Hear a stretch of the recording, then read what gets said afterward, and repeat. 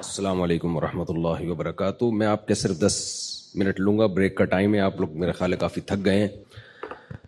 حضرت مفتی انعام صاحب ہمارے ساتھ اس سفر میں موجود ہوں گے، کوئی بھی مسئلہ ہو آپ ان سے پوچھتے رہیں، کوئی ایمرجنسی نہیں ہے۔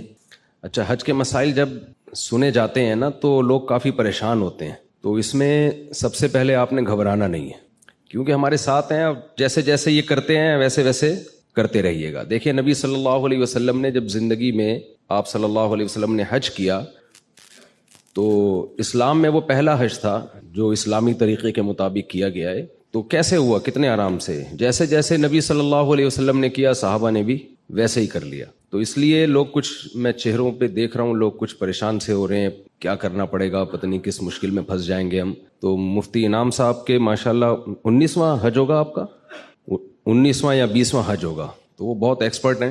حج کا فلسفہ کیا ہے 5-10 منٹ میں آپ کی خدمت میں پیش کروں گا۔ دیکھیں، اللہ تعالیٰ نے ہمیں پیدا کیا نا، ہم ڈاروین کی تھیوری کے قائل نہیں ہیں کہ ہم بندر سے بنے ہیں، اس پہ بہت سارے سوالات ہوتے ہیں۔ سائنس اس بارے میں مذہب کے خلاف نہیں ہے، کیونکہ کوئی یہ بات ثابت شدہ نہیں ہے کہ ایوالو ہو کے ہم وجود میں آئے ہیں۔ انسانی آنکھ، ناک، کان خود بخود کچھ بھی نہیں بن سکتا۔ میں اکثر بیانات میں ایک مثال دیتا ہوں، میرے سامنے یہاں گلاس رکھا ہوا ہو اور بیان کے دوران میرا ہاتھ اس گلاس پہ لگے اور گلاس گر کے ٹوٹ جائے، تو آپ مجھ سے پوچھنے کا حق رکھتے ہیں کہ مفتی صاحب آپ نے گلاس کیوں توڑا؟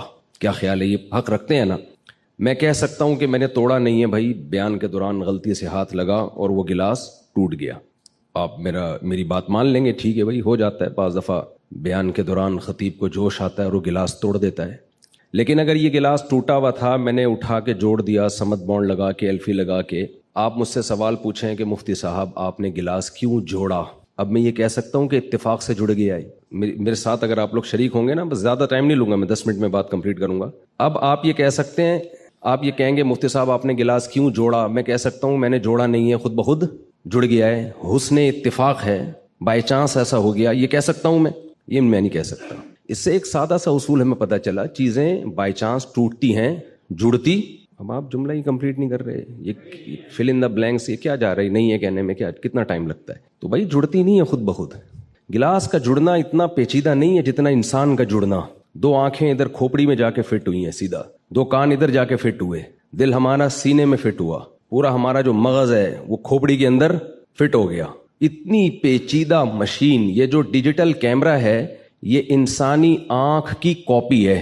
کیا اس کیمرے کے بارے میں کوئی کہہ سکتا ہے ایوالو ہو کے یا آٹومیٹیکلی وجود میں آ گیا ہے؟ تو جو اوریجنل ہے وہ کیسے وجود میں آ گئی ہے آٹومیٹیکلی؟ تو یہ بہت بڑی پھینکی ہے ڈاروین نے کہ ایسا ہو سکتا ہے، ہوا ہو۔ اس نے بھی کوئی فیکٹ کے طور پہ اس کو بیان نہیں کیا، حقیقت کے طور پہ بیان نہیں کیا ہے، بلکہ ایک بات کی ہے کہ شاید ایسا ہوا ہو۔ تو اس شاید کو ہم نے پیغمبروں کے مقابلے میں لا کے ایسا اس پہ یقین کر لیا ہے کہ 100% ایسا ہی ہوا ہوگا، تو یہ ممکن نہیں ہے۔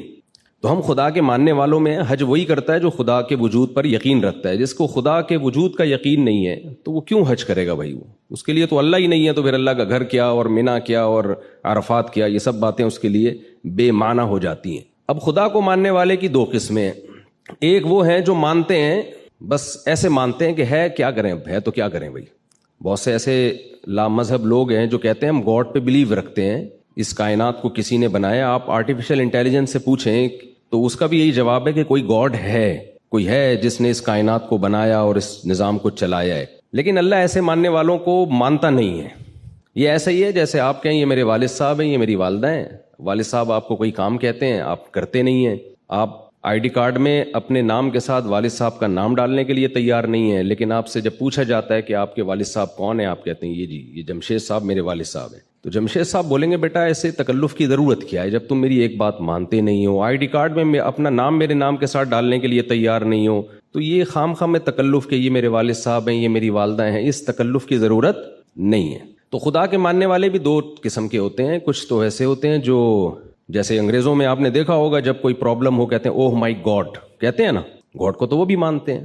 اب آگے گاڈ ان سے کیا مطالبہ کرتا ہے؟ گاڈ کہتے ہیں زنا حرام ہے، بدکاری حرام ہے، انگریز مانتا ہے اس کو؟ کہتے ہیں جاؤ، کہتے ہیں ہماری انڈیویجول لائف ہے، ہم انڈیپینڈنٹ ہیں، ہم جو چاہیں کریں۔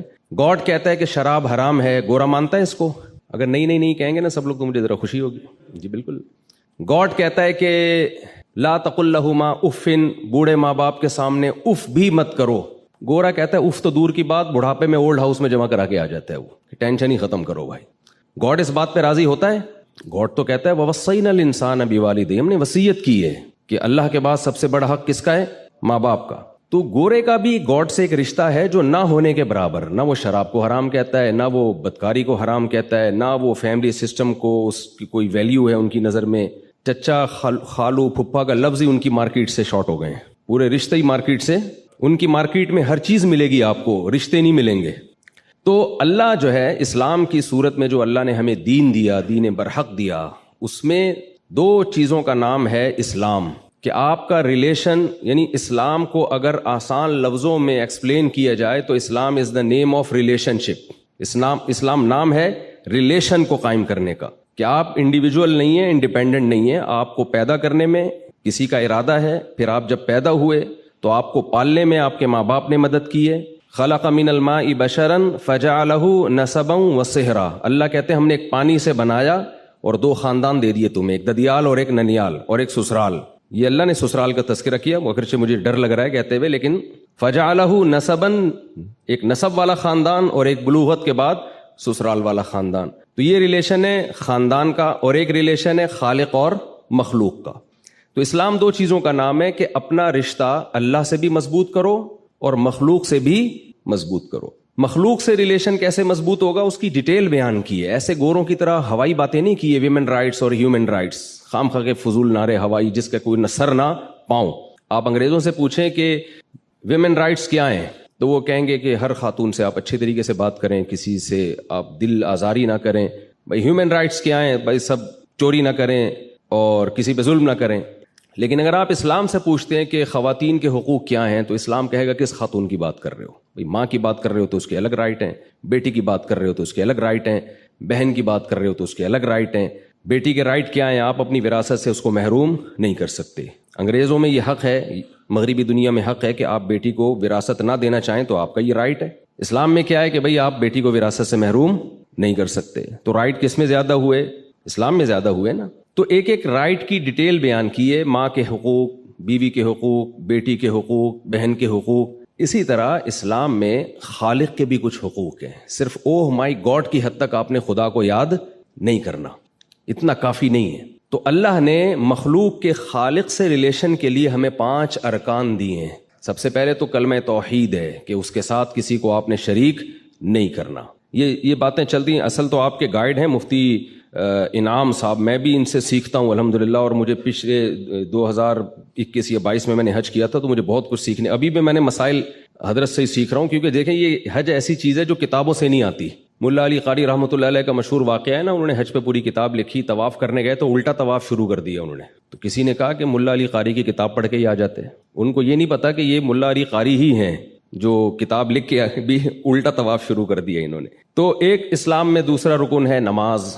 ये अल्लाह के और मखलूक के रिलेशन को कायम करने के लिए। अगर आप नमाज नहीं पढ़ते, आप सुबह शाम कहें मैं खुदा को मानता हूँ, अल्लाह कहते हैं ऐसे मानने पर तो गवर्नमेंट की तरफ से कोई पाबंदी नहीं है, आपका कुछ जाता भी नहीं है, तो ऐसे मानते रहें आप। इसी तरह ज़कात है, इसी तरह रोज़ा है, इसी तरह हज है। अब हम जो इबादतें देखते हैं, अल्लाह ने हमें जो इबादत दी हैं वो 2 तरह की इबादतें हैं। कुछ इबादतें ऐसी हैं जिनकी लॉजिक बहुत आसानी से समझ में आ जाती है। जैसे ज़कात है, बहुत आसानी से समझ में आता है कि ज़कात का मकसद क्या है, गरीबों की मदद करना। ये हर मज़हब में है, हर कौम में है कि आप ज़रूरतमंद लोगों की मदद करेंगे, लोग तारीफ़ करते हैं। ये एक लॉजिक है, इसकी एक समझ में आता है ये काम। नमाज समझ में आती है, आप वज़ू करते हैं, साफ़ सुथरे हो के मस्जिद जाते हैं, अल्लाह के सामने झुकते हैं, उसकी तारीफ़ें करते हैं, सुबहान रब्बियल आला, सुबहान रब्बियल अज़ीम, इय्याका नअबुदु व इय्याका नस्तईन। लेकिन अल्लाह ताला कुछ इबादत हमें ऐसी देते हैं जिनकी सरसरी गौर जब आप करते हैं तो उसकी कोई लॉजिक समझ में आती नहीं है कि ये क्यों है। तो उसकी एक ही लॉजिक है, वो लॉजिक ये है कि मैं ये देखना चाहता हूं तुम मेरे बंदे हो, मेरे गुलाम अपने आप को समझते हो या नहीं समझते। आपने फौज में देखा होगा ट्रेनिंग के दौरान ना, बाज़ दफ़ा क्या होता है, फौजी ऑफिसर कैडेट को बोलता है कि जाओ ये केन यहाँ से उठा के वहाँ रख दो। वो बेचारा भागा भागा जा रहा होता है, रख के आता है, कहता है वापस उठा के ले आओ। कहते हैं सर आपने वहाँ रखवाया क्यों था जब वापस लेकर आना था। तो वो क्या सिखाते हैं, ऑर्डर इज ऑर्डर। उनको पता है जंग में अगर जरूरत पड़ी ना कि यहाँ से वहाँ जाओ और ये मुनाजरा करने लग गया कि सर क्यों जाऊं, तो जंग में शिकस्त हो जाएगी। तो ऑफिसर की इताअत सिखाई जाती है, कुछ ऐसे काम करवाए जाते हैं भाई तुम्हारी समझ में आए ना आए तुमने करने हैं। तो हज भी اسی ٹریننگ کا نام ہے. اللہ کہتے ہیں کہ میں جو کہہ رہا ہوں تم نے کرتے رہنا ہے بس, یہ نہیں پوچھنا کہ کیوں. یہی اس کی ایک لاجک ہے. دیکھیں اسلام میں لباس, گورے اس بات کا اعتراف کرتے ہیں کہ سلا ہوا لباس پہننا یہ مسلمانوں نے یہ دنیا میں پھیلایا ہے یہ, لیکن حج میں ہم سے سلا ہوا لباس چھین لیا جاتا ہے. مجھے آپ بتائیں اسلام میل کچیل کو پسند کرتا ہے یا صفائی کو؟ کبھی آپ نے سنا کہ جو جتنا گندا میلا ہوگا جنت میں اعلیٰ مقام پر ہوگا, یا مسجد میں جتنا میل؟ نبی صلی اللہ علیہ وسلم نے تو جو پیاز کھا کے, کچا پیاز کھائے نا, اس کو کہا ہے کہ لا یقربن مصلانا, مسجد آنا تو دور کی بات قریب بھی نہ پھٹکے, اتنی نفرت تھا. حالانکہ پیاز کی اسمیل کوئی بہت زیادہ نہیں ہوتی, پسینے میں آیا کرتے تھے صحابہ کرام. جمعے کی نماز میں آپ نے حکم دیا غسل کر کے آؤ, کراؤڈ ہوتا ہے تو سب نہا دھو کے آئیں گے. تو اسلام میں صفائی کی اہمیت ہے, لیکن حج میں نبی نے فرمایا جتنا میلا کچیلا پراگندہ بال والا ہوگا ایسا حاجی اللہ کو محبوب ہے. روٹین سے ہٹ کے کچھ کام کروائے جا رہے ہیں ہم سے. عام طور پر سر ڈھانکا جاتا ہے, لیکن حج میں آپ کو سر ڈھانپنے کی اجازت نہیں ہے. نبی صلی اللہ علیہ وسلم نے ساری زندگی بال رکھے ہیں, کہیں بھی آپ سے سر منڈوانا ثابت نہیں ہے, لیکن حج کے موقع پہ سر منڈوایا جاتا ہے. اب آپ حیران ہوتے ہیں کہ ہم گئے, اتنی ہم نے اسٹرگل کی, مینا گئے اور رمی کی, اور اتنے تھک ہار کے ہمیں انعام کیا دیا جا رہا ہے, سر منڈا کے واپس آؤ. کبھی آپ نے کوئی ایسا مہمان دیکھا, میزبان دیکھا جو اکرام کے طور پر آپ نے اس کے لیے اتنی محنت کی, اسٹرگل کی, اور وہ آخر میں کہے کہ بھی آپ نے کیا کرنا ہے, سر منڈانا ہے؟ تو یہ illogical کام ہے. نمازیں ہمیشہ وقت پہ پڑھی ہیں, حج میں نمازوں کے ٹائم کو چینج کیا گیا کہ مغرب کو آپ نے عشاء کے ساتھ پڑھنا ہے. پھر صفا مروہ کی سعی آپ دیکھیں, نہ اس میں رکوع ہے نہ سجدہ ہے. اس پہاڑ پہ چڑھنا ہے اترنا ہے, اس پہاڑ پہ چڑھنا ہے اترنا ہے, اور بیچ میں دوڑنا ہے. کوئی لاجک بنتی ہے اس کی؟ بس اللہ کہہ رہے ہیں بھائی لاجک, جس کو لاجک چاہیے, جس کو وہ گھر پہ ہی رہے. پھر وہ عجب گھڑی تھی کہ جس گھڑی لیا درس نسخہ عشق کا, کہ کتاب عقل کی طاق میں جو دھری تھی سو وہ دھری رہی. ایک شاعر کہتا ہے جب مجھے عشق ہوا تو عقل کی کتاب میں نے جس الماری میں رکھی تھی نا وہ وہیں کی وہیں رہ گئی. تو حج اصل میں دیوانگی کا ایک نام ہے. اللہ تعالیٰ کہتے ہیں اپنی پرسنالٹی کو اور اپنی عقل کو, جس کو میں پیار سے کھوپڑی کہتا ہوں, اس کو تھوڑی دیر کے لیے گھر میں رکھ کر آؤ, اور جیسے جیسے آرڈر دیا جا رہا ہے ویسے ویسے کرتے رہو. تو آپ حاجیوں کو دیکھیں, ایک عجیب دیوانگی ہوتی ہے. یہاں سے مینا جا رہے ہیں, مینا سے پھر عرفات جا رہے ہیں, عرفات سے پھر یہاں آ رہے ہیں. بھائی جب واپس آنا تھا تو ادھر ہی ٹھہر جاتے, نہیں اب رات کو مزدلفہ گزارنا ہے آپ نے, پھر رمی. یہ جو ابھی مفتی صاحب فرما رہے تھے چھوٹا شیطان, درمیانہ شیطان, بڑا شیطان, تو نئے آنے والے لوگ سمجھتے ہیں کہ وہاں سچی مچی کا شیطان موجود ہے. سچی مچی کے شیطان تو یہاں جتنے پاکستان میں اتنے سعودی عرب میں نہیں ہے, تو وہاں جانے کی ضرورت ہی نہیں ہے. شیطان نہیں ہے وہاں پہ, ایک علامت ہے کہ یہاں شیطان نے حضرت ابراہیم کو ورغلانے کی کوشش کی تھی. وہ ایک نشانی ہے, ایک عمارت قائم کی ہے. وہ عمارت بھی سعودی گورنمنٹ نے بنائی ہے تاکہ لوگوں کو پتا چلے بھئی یہاں کنکری مارنی ہے. نہ وہاں شیطان ہے, نہ وہاں کسی کو کنکری لگ رہی ہے. ٹھیک ہے, شیطان اس سے ناراض تو ہوتا ہے کہ ابراہیم علیہ السلام کی سنت کو زندہ کیا جا رہا ہے, لیکن آپ نے وہاں 7 کنکریاں مارنی ہیں. تو یہ سارے کام ہم سے کروائے جاتے ہیں یہ بتانے کے لیے کہ تم خدا کے وجود پر صرف اوپر سے ایمان رکھتے ہو, یا خدا کو ریئل لائف میں بھی گاڈ اور خدا اللہ جو ہے وہ موجود ہے. تبھی نبی صلی اللہ علیہ وسلم نے فرمایا کہ حج مبرور جو ہے اس سے انسان کے ایسے گناہ معاف ہوتے ہیں جیسے آج پیدا ہوا ہو. وہ اگر صحیح طرح سے حج کیا جائے, اس فلسفے کو سامنے رکھ کے کیا جائے کہ ہم اللہ کے وجود پر یقین رکھتے ہیں, اور ایسا یقین رکھتے ہیں کہ اللہ, دیکھیں ابراہیم علیہ السلام نے جب اپنے بیٹے کو ذبح کرنے کے لیے لٹایا ہے, اس کی کوئی لاجک بنتی ہے کیا؟ کوئی اس کی حکمت سمجھ میں آتی ہے؟ اس معصوم بچے نے کیا کیا تھا؟ کچھ بھی نہیں کیا تھا. لیکن جب اللہ کہہ رہا ہے, اللہ ویسے بھی تو موت دے سکتا ہے کسی کو, جب اللہ کہہ رہا ہے تو بس کرنا پڑے گا. تو یہی قربانی کا بھی فلسفہ ہے, یہی حج کا بھی فلسفہ ہے. تو حج میں بھی آپ کو, کیونکہ بہت سے لوگ جاتے ہیں, پچھلے سال 2-3 سال پہلے میں گیا تھا تو کچھ لوگ مولانا لوگوں سے لوگ سوال پوچھتے ہوئے بھی ڈر رہے ہوتے ہیں کہ ایسا نہ ہو کہ کوئی فتویٰ نہ لگا دیں ہمارے اوپر. دل میں کچھ خیالات ہوتے ہیں. ایک صاحب آئے کہنے لگے مفتی صاحب یہ سمجھ میں نہیں آ رہا, ہم کبھی وہاں جا رہے ہیں, کبھی ہم یہاں جا رہے ہیں, کبھی ہم ایسے کر رہے ہیں, کبھی بیت اللہ کے چکر لگا رہے ہیں. میں نے کہا اگر سمجھ میں آ رہا ہوتا تو پھر یہ اتنی مزیدار عبادت تھوڑی ہوتی جتنی مزیدار عبادت ہے حج. حج مزے کی عبادت جب ہی بنتی ہے جب سمجھ میں نہ آ رہا ہو, اور ہم کیوں کر رہے ہوں؟